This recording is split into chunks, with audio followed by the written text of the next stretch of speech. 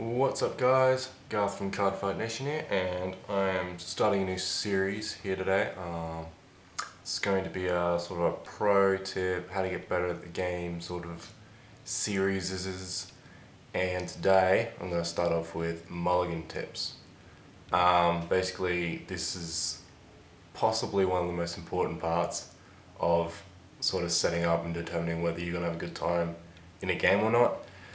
Because while this is sort of an ideal looking hand, you've got your main grade 3 you want to ride here with Scarlet Witch Coco, you've got a nice grade 1 supporter, your good rides in your 8k and your 10k, and a good grade 2 supporter to have at the early game.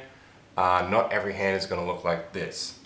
So I'm just going to go through a couple of hands that I've set up and sort of see how you would go through mulliganing with them. Trigger, trigger, trigger, trigger, trigger. This is not something that's going to happen all that often, but it does happen. Obviously, we're going to put it all back. There's no point in holding any triggers in your opening hand unless you feel the need to actually have to be able to guard with them. In a standard sort of game, no matter what you're playing against, you will generally not need to hold triggers in your opening hand, and if you hold a trigger in your opening hand, that means you're running a 15 trigger deck compared to your opponent who could be running a 16 trigger deck. You always run the risk of drawing triggers, that's sort of part of the game, but you want to sort of keep that to a minimum. Your hands won't always be of the caliber of the first one I showed you, so you sort of need to not want to hold triggers, because they are what we need the game. Okay, first card, Silent Tom. Oh, that's not too bad. Oh, not too bad as well. We got Wiseman, that's pretty good. Souffle, okay. Coco, Coco. Oh dear. Now, as you can see, we're missing our grade 1. And at this sort of point, since it's at the start of the game, you need to sort of look at your options. You want to keep the grade 3 you want to end up riding, so you want to keep that. So we're putting these two back, obviously. We don't need another Coco, not yet. Like, having the second Coco is good for this deck, but it's not needed in your opening 5.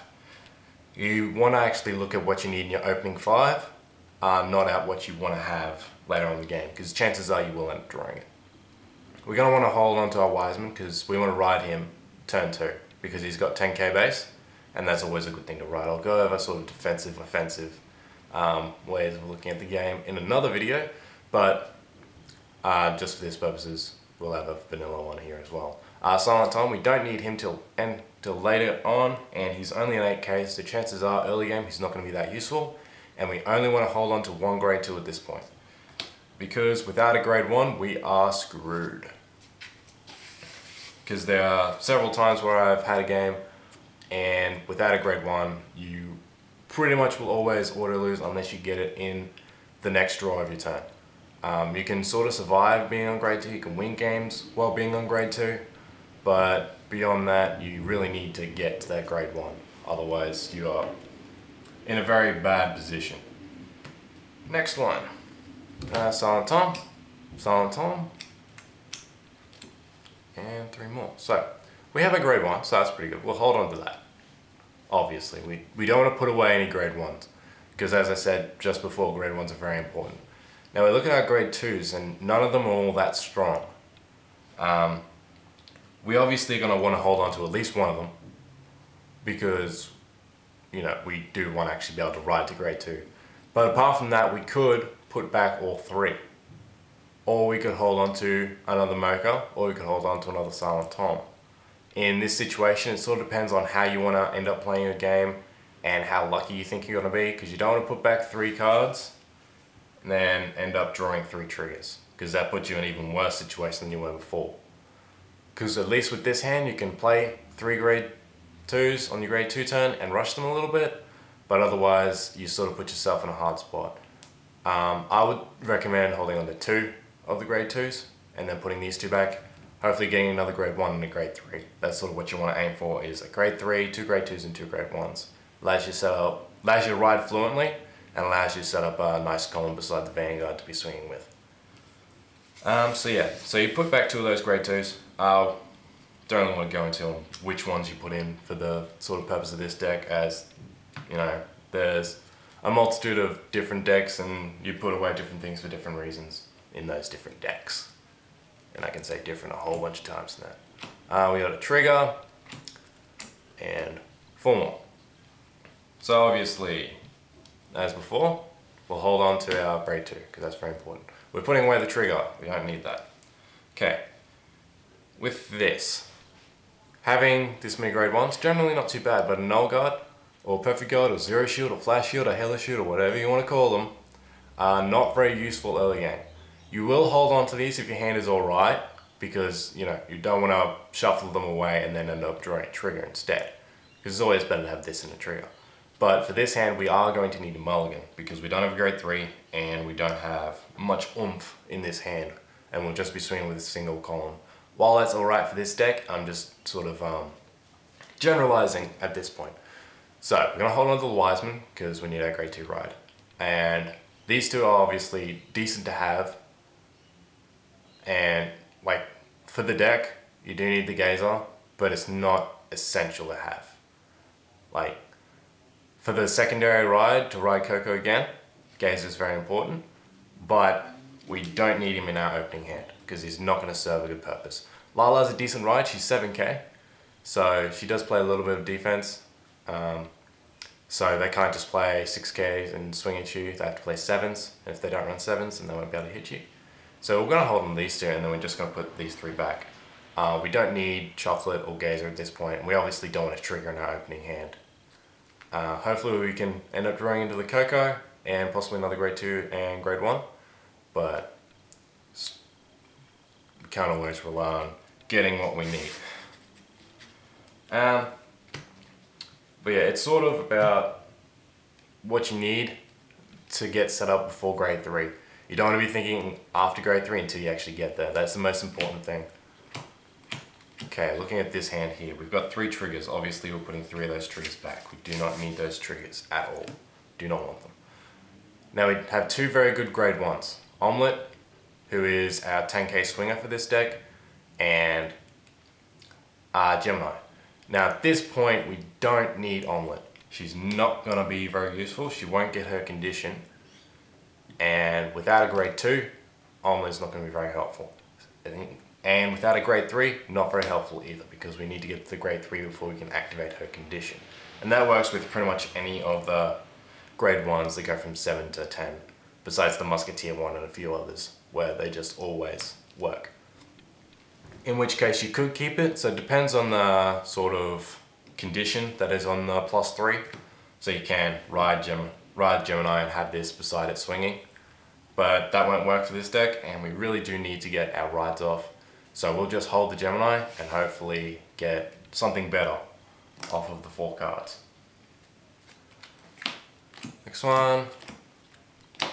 This hand is actually pretty decent.